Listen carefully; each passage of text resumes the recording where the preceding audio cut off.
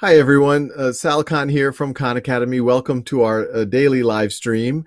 For those of y'all who are wondering what this is, this is something we started several months ago as a way to keep us all connected during times of social distancing and just have interesting guests and have interesting conversations and take your questions. And today, like always, I'll be taking your questions on Facebook or on YouTube, and we have team members who can surface what y'all are asking. We're going to do a last minute change to today's live stream because of all that's going on in the world. We originally had one of our great team members, Marta, who's our VP of Engineering, scheduled to join, but given what's going on in the world, I thought it'd be better to save Marta for a day where there isn't all of this going on. And I just want to give my 2 cents here for whatever it's worth. A lot of times I'm very careful about saying, Khan Academy, and it's true, we are not a political organization. We, as an organization, are not left. We are not right. We are just trying to empower as many people in the world to have access to an education. And I think every now and then there's an issue that comes up that, frankly, transcends politics. And I think that what's going on right now with obviously what happened to George Floyd, but obviously that's just one in a string of many incidents where there is really only one side to this, and that there's just some basic human dignity that isn't being given to folks. And sometimes you can rationalize that, well, the whole world, there's going to be things that happen that are unfortunate, but for every one of these things that captures folks' attention, that gets captured on someone's cell phone, you've got to imagine that there's another 100 or another 1,000 that don't get the attention and don't get captured. And for every time something horrible like this happens, that someone gets killed or severely injured, you have to imagine that there's another 1,000 times that it doesn't quite get that far, but someone is humiliated or someone is unjustly imprisoned or just treated in an inhumane way. And this is a real thing. This isn't just something that happens on the news. I remember when I was in business school, this was back in 2003, one of my classmates, Matt Turner, I know he's written about this, so he probably wouldn't mind me mentioning his name, who's African-American. He was a section president. He was an Air Force captain. He had gone with me to MIT. He was clearly at Harvard Business School, and he was visiting some friends in Dallas. And while he was visiting, he was just walking on the street, and all of a sudden, a police helicopter and cops, policemen started showing up with guns out, and he was arrested for an hour and frankly humiliated. And it turns out that the crime that he was a suspect for was committed by 4 white men several miles away. And that was the first time that it was an aha in my mind that this is not something that is just an abstract thing that happens in random parts of the, places that are disconnected. They can happen to your friends. They can happen to your family. They can happen to people you care about. And if it happens to someone like Matt, who is, by any measure, as kind of living, he's kind of, the aspirational life that we, he's or what we should aspire to, I should say, and has served for our military, doing everything right on the career. If he gets humiliated like that, you can imagine what happens to folks who have less of a voice, less of a platform, less representation. So this is a really huge thing. All of us at Khan Academy, we pride ourselves on that. We want to help level the playing field. We want to make sure that everyone can empower, can tap into their potential. But if you don't have basic human dignity, if you have to worry about your own safety just because of the color of your skin, because of the way you might look, I think that just hampers your ability to have an openness to anything else, to being able to engage in your education or your career or whatever else. So anyway, I wish there were things that I knew of that I could take more action other than just speaking out about it. That this transcends politics. The only thing that I can right now imagine that is going to make a difference is for there to be real accountability. I think, um, it's hard for anyone to imagine a situation where this shouldn't be held accountable. And the whole theory of justice is you might not capture every crime, or you're not be able to hold everyone accountable, but if there's at least examples where people who clearly did wrong are held accountable, it can help create pause and keep others from doing things in the future. And obviously, it shouldn't just be about the people who directly committed it. It should be the people who are also kind of let some of this stuff go by for many, many years. So anyway, I don't want to, I don't want to pretend that I'm, a major actor in this, but I did just want to say that this is something that has, unfortunately, it seems like we hear stories about this every 3, 4, 5, 6 months. And they're disappointing, but they just keep building on each other. And they're very, very unfortunate. And, it just breaks your heart to see it. And it breaks your heart to think about how many other situations there might be like this in the US and frankly around the world, where, there's people in groups who, for whatever reason, don't have as much voice. And, people who have more power sometimes abuse that power. And I want to make it very clear. There's many great, wonderful people in law enforcement.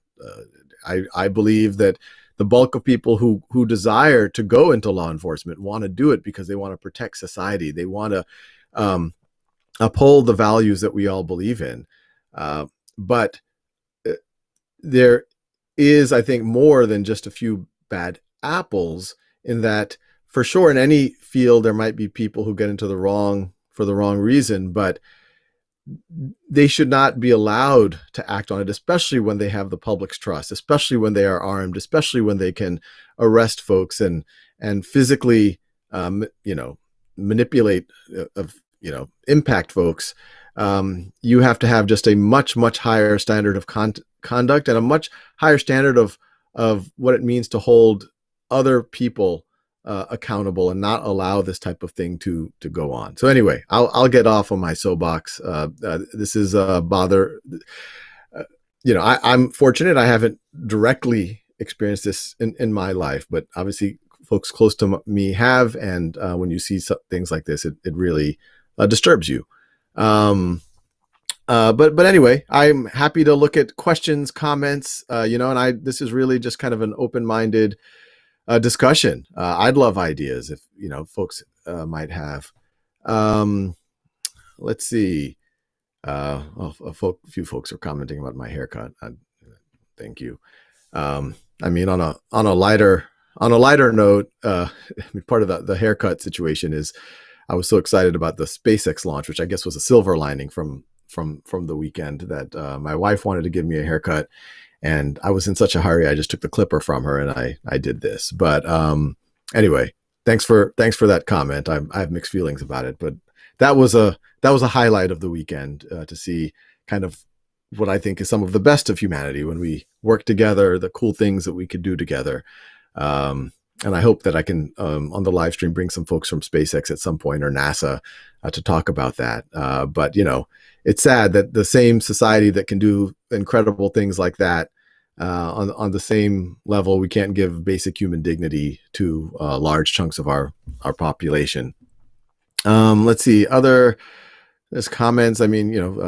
There's a lot of good questions, and I'll just say it just feels, normally I like answering pretty much any question that comes, and some of these are very flattering to Khan Academy or to me, but it just feels a little bit beside the point right now. And look, this crisis or whatever we're going through, and obviously it's layered on top of at least one other large crisis. It's not going to end today. It's not going to end tomorrow. We kind of, but it is. This might be the thing that finally makes this a major issue that doesn't just get talked about when there's another cell phone footage of, someone being abused or mistreated, or in this case, killed, for no other reason than being in the wrong place in the wrong time with the wrong person. But unfortunately, we see a little bit too much about that. Well, this is a question from Facebook related to what we're seeing. Mamta Bhattacharya, as an educator, where should I start teaching my students about racism? I don't want to pretend like I'm an expert at this. So I can't really give a lot of advice on it. I would love advice actually from other folks on what, if there's ways that Khan Academy or folks like us could help. We'd love to know. But I do have a general view that the more exposure you have to folks that are not like yourself, and the more appreciation that children have, or people of all ages have, that frankly everyone on the planet is pretty much just normal people trying to get on with their lives and have basic health, basic safety, basic education, trying to do right by their children. And I've just pretty much described almost everyone. Then hopefully we see a world where some of this doesn't happen as much. I'm someone who prides myself in trying, being able to empathize and seeing both sides of an issue, or all three sides of an issue. But I genuinely have trouble getting in the minds of folks who harbor the degree of hate or anger, irrational. I mean, with no, to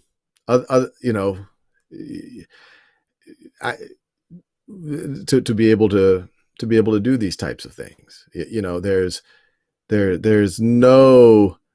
There's been incidents before that have been also atrocious, but there's maybe there was fear, maybe there was this or that, but this is a situation where even if you're grasping for straws, there's no straws to grasp on, and all you can think of it's pure hate, pure anger, and it's hard to understand that, frankly, but yeah. Let's see, from Facebook. I wish I could be more helpful. Dina Newman, we talk with our kids about having conversations with people we are uncomfortable with, and ask questions and hear stories to change the narratives we already have in our heads. Great. So there you go. To Mamta's question, Dina has kind of answered it, which is, we have to be comfortable in our discomfort. And that might be people that we've stereotyped in one way or the other, and it goes both ways. I think we're in a time where clearly a lot of African American folks or minority folks might get stereotyped and are treated unfairly. And this is a time where a lot of very good people who work in government or law enforcement are also probably themselves shaking their heads and saying, they're probably less worried about themselves than saying, like, well, this is so unfortunate that this is happening, because it's just so many layers. Obviously, the very act that it happens, and then there's the layer of it just breaks down trust, and sometimes it might become harder to have those conversations that you're referring to, where folks can talk to people who they might be initially uncomfortable with, or who might feel like they have a different life story or life path than themselves. So if there is a silver lining, is that this is kind of the straw that breaks the camel's back, that real accountability is going to happen. It's not just in Minneapolis, but it's systematic real accountability, and I hope that the energy just gets channeled to the more of these conversations that you're talking about. I think the protests are an important part. Obviously, the peaceful protests are a very important part of that. I hope they continue and the energy continues. And I hope over time that energy also grows and gets transferred into systemic change. But I don't have a clear idea of exactly how all of that plays out, but that can also be a hope. Let's see. From Facebook, Al Fink, for ideas on how to talk to white students, you could read Raising White Kids by Jennifer Harvey. Students need to have these difficult conversations. Black Lives Matter in school is one model for encouraging conversations about race in school. Yeah, thanks for that comment, Alf. I don't know about this book, so I can't officially endorse it. But yeah, I think it seems to go into that same theme of, just more empathy, and realizing that as I said earlier, everyone's just trying to live a decent life, and it's really sad when just in I tend to be an American exceptionalist. I tend to I tend to be very proud of many, at least what the country has attempted to stand for. Obviously, it's had its issues going back to slavery and racism and the civil. I mean, we could go in. I could say, oh, well, my family came to this country after all of that happened, but I'm a beneficiary of this country, and that means I'm also a beneficiary of its history. And its history is not perfect by any stretch of the imagination. And so I think any of us, even those of us who are immigrants or whose families immigrated here, but we are able to benefit from this country, which I do love, should reflect on our history and of the country. Obviously, reflect on the history of where maybe your roots are as well, but also feel responsibility to think about how to change things, because a lot of that history clearly has still a lot of, probably more than we recognize. There's a lot of stuff going on that's still there. So let's see other things. So Sachin Palod, is this actually the same Sachin that I went to business school with? Well, if it is, well, either way, good to see you, Sachin. If it's a Sachin I know, it all starts at home. How does one ensure we're able to teach our kids to walk a mile in someone else's shoes? Empathy and kindness should be our focus at home and in our schools. Yeah, couldn't agree more. Whether you're the Sachin that I know or a new Sachin, I think you're I don't know how many Sachin Palods there are in the world. It's great to hear from you, Sachin. But yeah, completely agree. And I think it is, it's intriguing. I've talked to other nonprofits that have been very focused on empathy and empathy projects, and I've theorized, hey, wouldn't it be cool if there's ways to, get in the cloud and volunteer and teach kids who are on the, quote, the other side of the railroad tracks from yourself, or other side of the country, or in a country that your country is at odds with, but you realize that the people there are still people. Yeah, I agree. I think that's how empathy happens. Let's see. Mahir Rai from Facebook says, no one is born with hatred. It's certain parts of our society that inculcate such a thing. And school is the only place where we can remove this. Yeah, I agree. And, and I think, well, yeah, I'm not an expert at any of this. I'm just kind of thinking live about this, and, for whatever it's worth. So yeah, there's a lot of other questions about Khan Academy, and normally I would really enjoy answering all of these questions, but given what's going on in the world, I might take a pass, at least for today. I mean, I don't want us to kind of stay mired in this forever, but also don't want to lose the energy there and kind of just say, oh, this was unfortunate, and then move on, and then life is normal again, and then 6 months later it happens again, and then everyone says, oh, this is unfortunate, how horrible, and then life gets normal, and then 6 months later it happens again, which has unfortunately been the pattern for the last 20 or so years. So yeah, that's I'll just maybe leave it at that for today, because I mean, there's a lot of quite good questions here about Khan Academy and education and all of that. But I think for today's episode of the live stream, we'll just make it a little bit of this. Like, this is just a moment for all of us to pause, all of us to think about, what kind of a society we want to be, what kind of a country we want to be, how does the justice system work? How do we hold folks accountable? And how do we not, paint folks with a broad brush and treat everyone with dignity. And I'll just leave it at that. We're going to have some interesting guests for the next couple of days. The CEO of Novartis, the mayor of San Jose. I am going to ask them a few questions about things like this. I think they both have an interesting viewpoint, and then we'll kind of continue and talk about other things as well, like things like education, et cetera. But obviously, there's a lot of energy, as there should be, around what happened to George Floyd. I have to say, there's another dimension of this that, he's roughly my age, and so I don't know. There's something about that you build even a little bit more empathy. Where you say, wow, what if that was me? What if it's my children who are, because of some act of cruelty or whatever. And so anyway, I don't know, just stream of thought consciousness for me. My apologies for not being my chipper self. But yeah, this is hopefully this pain leads to some growth for us as a society, and not just in the U.S. But around the world. And it's all about, and it's not just about pointing fingers. It's about looking at ourselves. This happens. In the U.S. we talk about red states and blue states, and we can easily say, oh, this is happening because people on that side of the politics did this or didn't do that, and on this side we're better. But I've seen aspects of this happen from people who vote either way. I had actually another friend.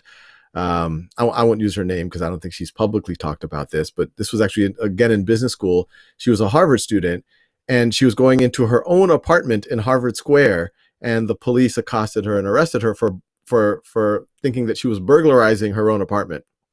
And she was African American, and so it's these aren't random, and these are just kind of the things that I've happened to see in my own lifetime directly, and obviously you hear the things on the news. So yeah, let's just all collectively think about how we can not